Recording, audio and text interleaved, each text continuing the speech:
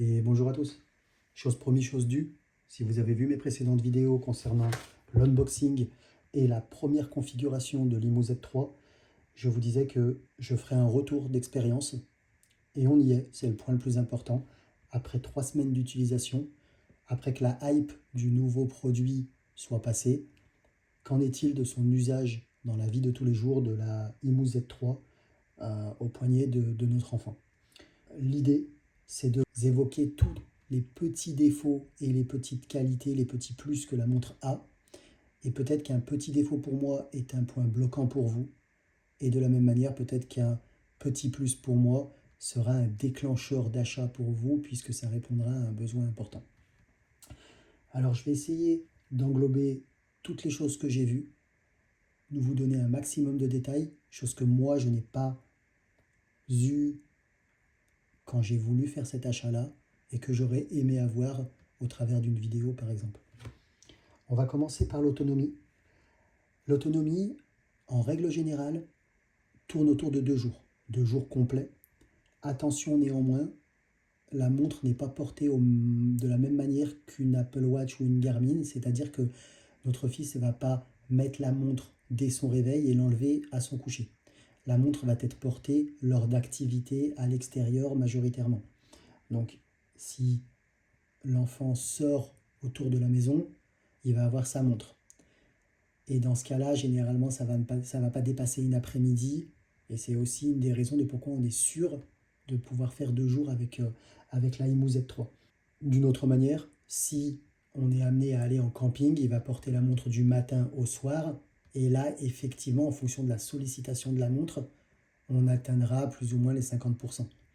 Et donc, quoi qu'il en soit, on fera bien 2 jours avec la montre en mode normal. En mode éco, on peut aller au-delà. Mais quand la montre est au poignet de notre enfant, on préfère ne pas avoir de concession au niveau de l'énergie. On préfère avoir vraiment la possibilité de le joindre et d'utiliser les fonctionnalités de la montre à notre guise. Au niveau de l'autonomie, on est très bon. Bien évidemment, plus vous allez faire d'appels et plus la batterie va fondre. Chose à noter et à savoir, elle n'a pas la possibilité d'avoir des jeux. C'était un choix de notre part. On ne voulait pas que la montre soit aussi un mode de jeu sur un écran supplémentaire pour notre fils. Et donc, si vous cherchez des jeux sur une montre, que la montre puisse aussi servir de jeu, la IMU Z3 ne répondra pas à ce besoin-là. On va avoir dans sa concurrence directe la Save Family Watch Plus 2, qui elle va avoir une autonomie potentiellement plus faible sur une journée complète, mais qui va proposer d'autres choses comme notamment WhatsApp et la possibilité d'y mettre des jeux. Ce n'est pas le cas de la IMU Z3. La IMU Z3, elle se tient à l'essentiel qui est pouvoir joindre son fils, enfin ses enfants, les géolocaliser, les appeler en visio, et bien sûr le mode école, etc. pour pas subir de perturbations au moment des classes. Alors ça c'était pour l'autonomie. Maintenant on va parler du temps de charge. Le temps de charge, dans mes tests, j'ai fait un 10%, 60% en 30 minutes. Pourquoi 10-60? Parce que une fois à 60, vous savez que vous faites votre journée. Donc si vous êtes pris de court, vous avez une activité qui n'était pas prévue, que la montre n'est pas chargée, vous savez qu'en 30 minutes, vous pouvez avoir pour votre journée la batterie suffisante pour une activité extérieure. Donc c'est plutôt pas mal, l'autonomie est bonne, on est sur 2 jours, le temps de charge est correct, 30 minutes pour une journée d'utilisation, bien sûr à usage d'enfant, hein, je veux dire, c'est très bien, c'est plutôt pas mal. Et du coup on peut valider la partie batterie. Maintenant on va parler du point important, la partie téléphonie. Il y a 2 manières d'appeler sur la IMU Z3. On a la possibilité de faire un appel standard, un appel normal, comme vous appelleriez n'importe qui. Et donc, il n'y a pas besoin d'avoir l'application IMU, vous avez juste à appeler et ça sonne sur la montre. Bien évidemment, les contacts sont bloqués. Toutes les personnes qui ne sont pas dans le carnet de personnes valides, le carnet d'adresse de personnes valides ne peuvent pas contacter la montre.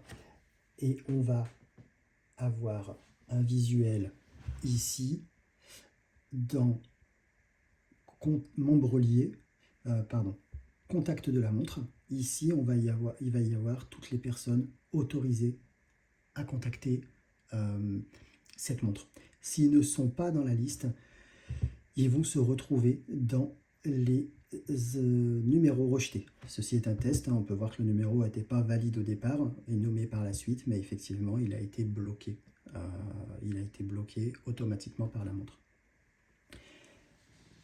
Point important, il est possible, lorsqu'on est un contact autorisé, d'appeler directement la montre, mais aussi d'envoyer des messages normaux.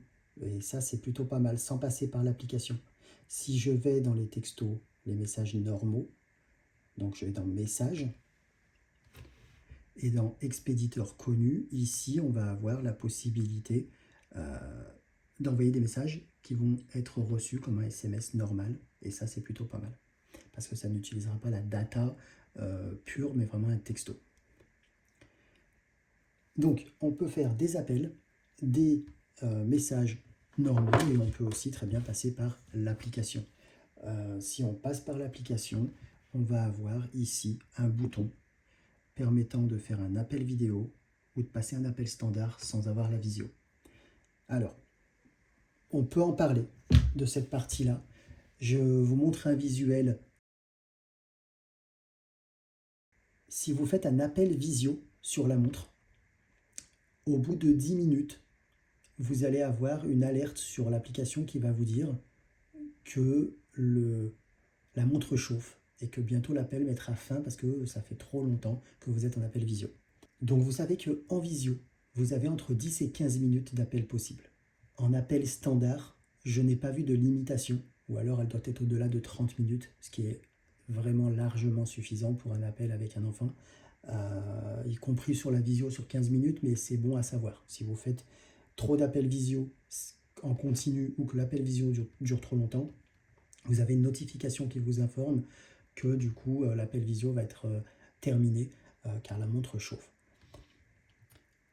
Possible que la Z7, sa grande sœur, n'ait pas ce système de chauffe ou que ce temps de durée soit plus étendu, mais j'ai pas la possibilité de vous le dire étant donné que moi je ne dispose que de la Z3. Donc au niveau des appels, il y a ce point important à savoir. Au niveau de l'appel visio, vous allez être limité dans le temps. Au bout de quelques minutes, il arrive parfois qu'il y ait un décalage de son, c'est-à-dire que lorsque vous allez parler, il y aura une demi-seconde entre quand vous terminez de votre phrase et qu'elle est entendue de l'autre côté au niveau de la montre. J'ai l'impression que ça ne se produit pas tout le temps, mais que c'est quand même arrivé à quelques fois. Alors, est-ce que ça dépend du réseau? Est-ce que ça passe par le serveur, puisque ça passe par un serveur de chez IMU? Est-ce que ça crée de la latence? Pourquoi pas, peut-être. Dans tous les cas, ce n'est pas systématiquement le cas, mais on l'entend lorsque c'est le cas. Néanmoins, aucun problème avec les appels standards, pas de latence, tout se passe très très bien. Il n'y a pas de décrochage de l'audio, tout se passe bien. Ensuite, autre bon point, l'étanchéité, elle a pu être testée. Elle a été testée en la trempant dans un verre d'eau, chose classique qu'on voit systématiquement dans les tests.